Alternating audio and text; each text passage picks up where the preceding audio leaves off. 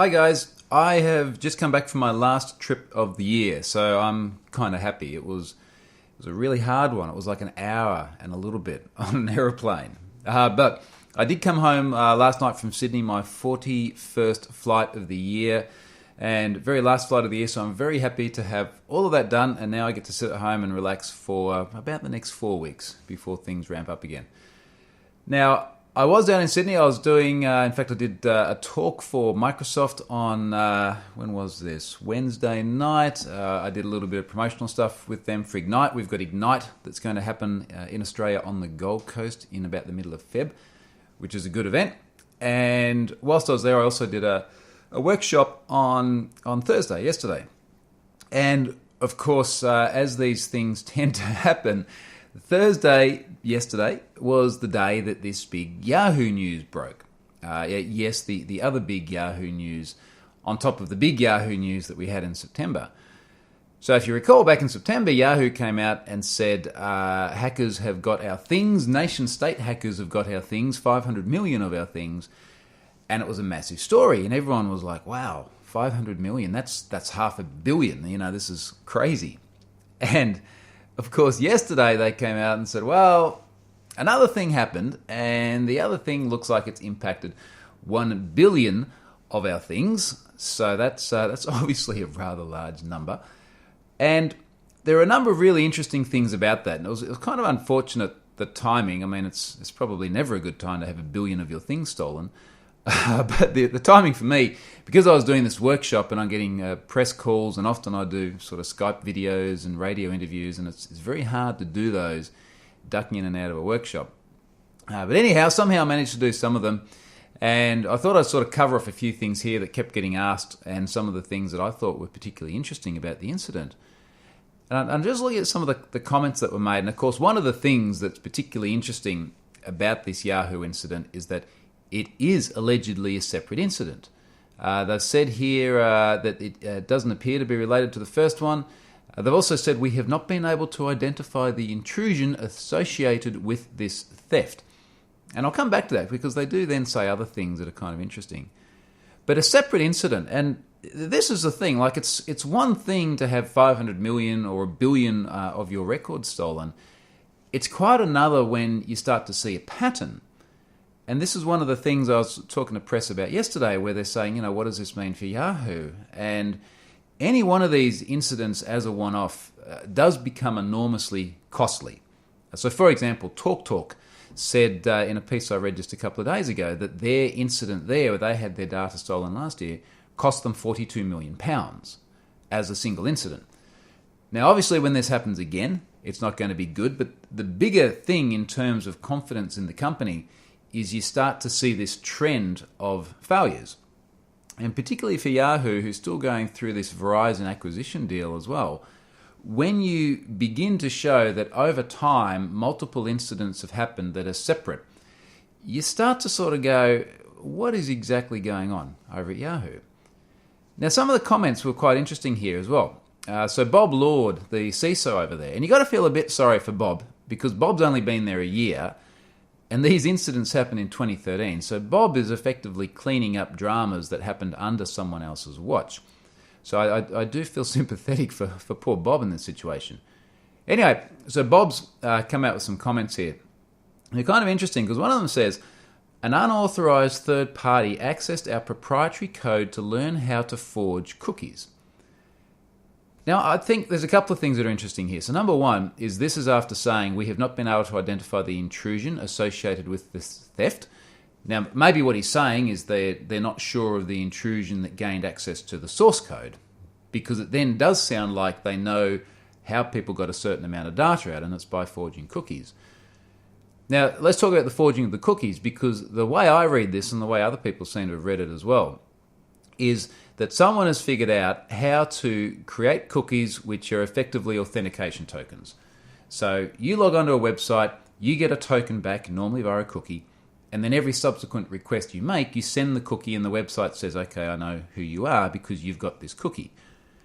Now, these cookies are first of all sensitive data, because if someone else gets them, they can impersonate you. They just reissue the same cookie.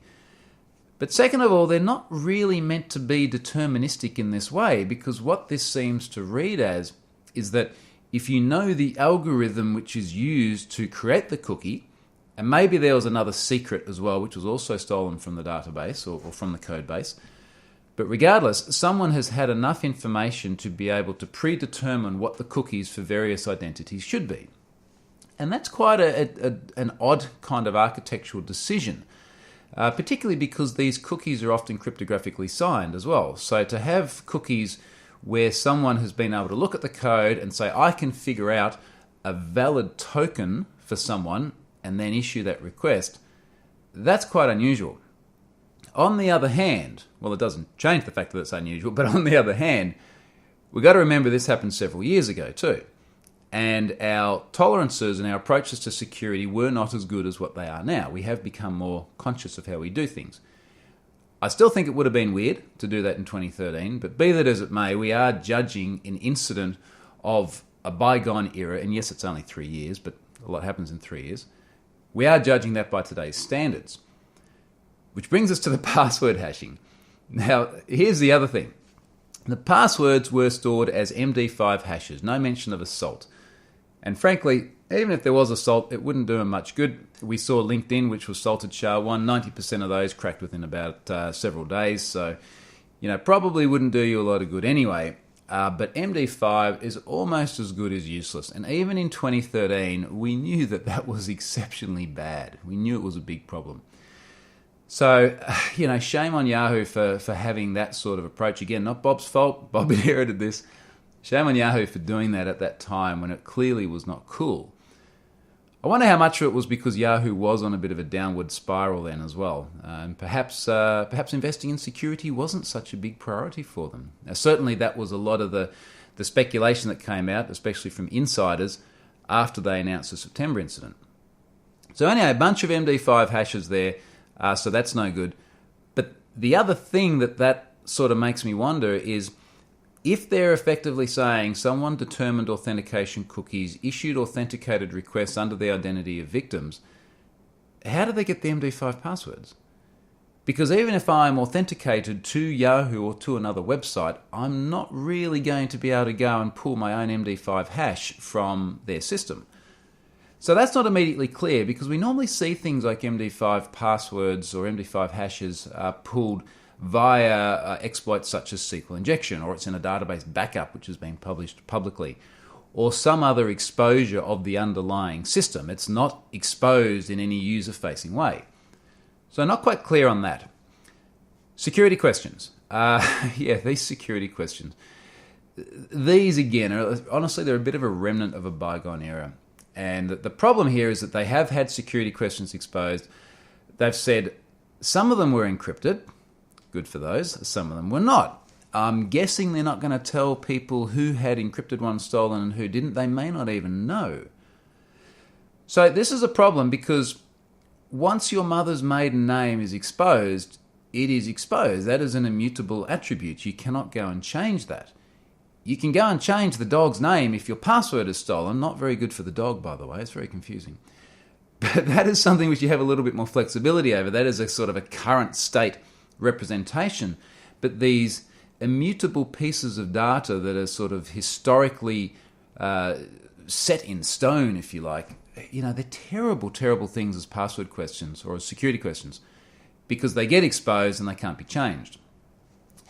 So final thing on Yahoo, their share price has fallen about 6%, which frankly in some ways kind of gets off a little bit lightly given the scale of this incident and the fact that it's a second incident within only several months of huge scale. So, look, 6% is still a lot when they're still worth many, many billions of dollars, but not as bad as it possibly could have been. But I think the real impact will be in that Verizon acquisition. So we'll see what's actually left of that deal and how much it's devalued by. I saw figures after the September event which said they've knocked about $1 billion off the deal, which was a fairly large chunk of the total overall price that Verizon was going to pay. So anyway, that's Yahoo. We'll see how that all wraps up. Actually, last thing, Have I Been Pwned has been getting hammered since this news went out. Not because I have the data, and if I did have the data, wow, imagine what that would do to the traffic. But it's been getting hammered because, of course, all these news stories come out and they go, look, as part of sort of protecting your online identity, go and search Have I Been Pwned, subscribe, just see if anything pops up in the future.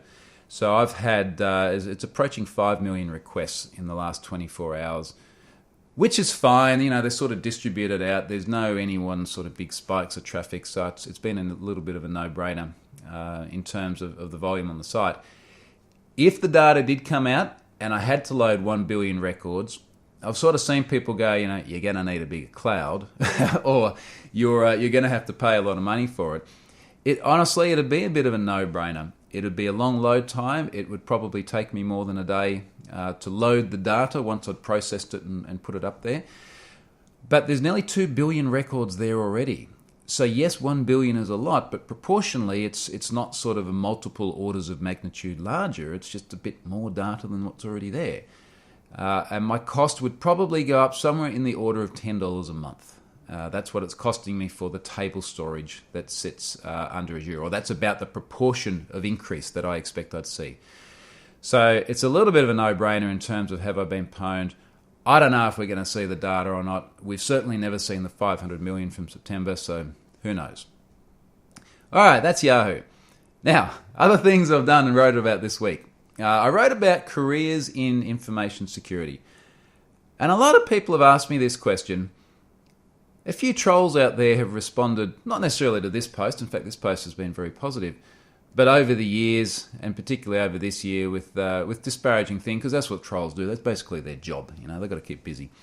And I guess what this shows is that there are lots of different opinions on this topic about how you should have a career in InfoSec.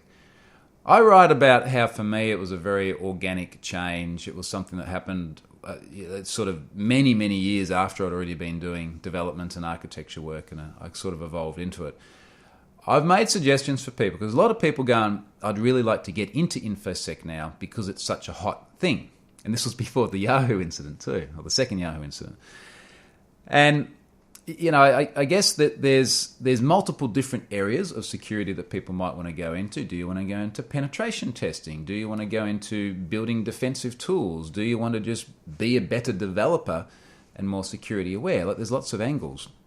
And what I've done is suggested, look, if you want to go and do this, one of the best pieces of advice I can give with my clearly stated vested interest is the Pluralsight content that Dale Meredith and myself wrote in order to help people get their CEH, their Certified Ethical Hacker Cert.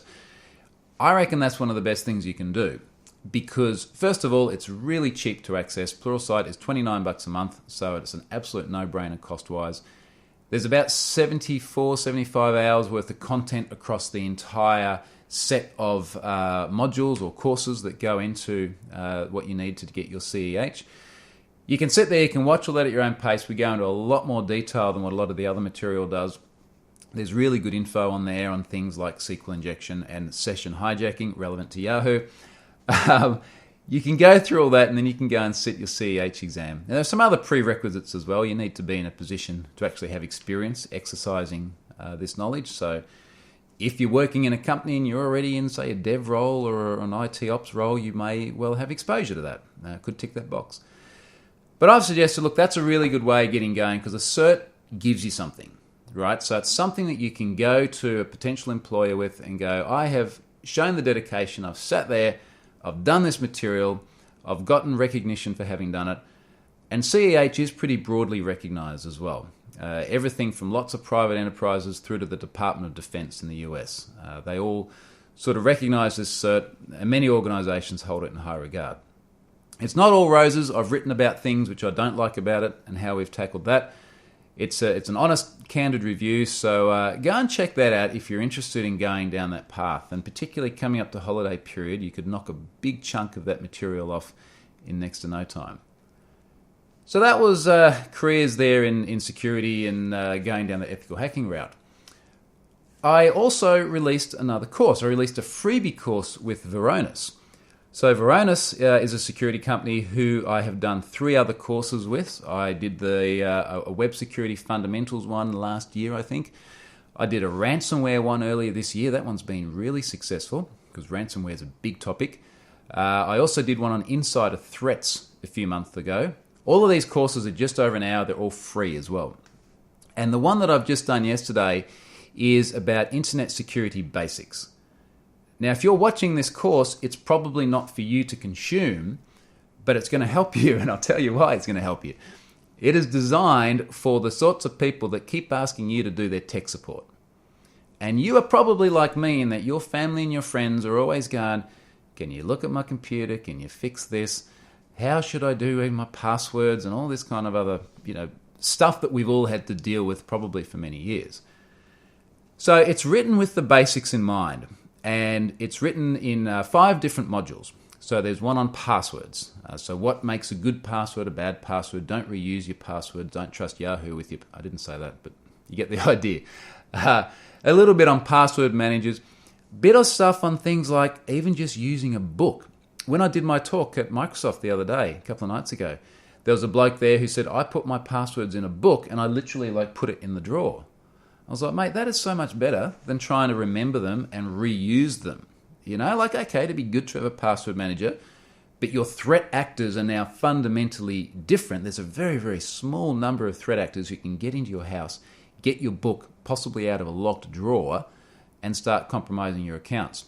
Much better than password reuse and all the other dramas that come with it. So anyway, there's a module on passwords. There's a module on website security. Some fundamentals around things like the padlock in the address bar means some things, but it doesn't mean other things. So stuff that you know, but your non-technical others and family probably don't. Software maintenance. Why do you keep getting prompted the entire time to update your software? I got a prompt today for iOS 10.2. Apparently I need to take a new update. Why does this keep happening? Why should I take the updates? So that's covered. That's the third module, mobile devices. And in the mobile devices section, I talk about things like having a PIN, right? How many people do you see just don't have a PIN on their phone?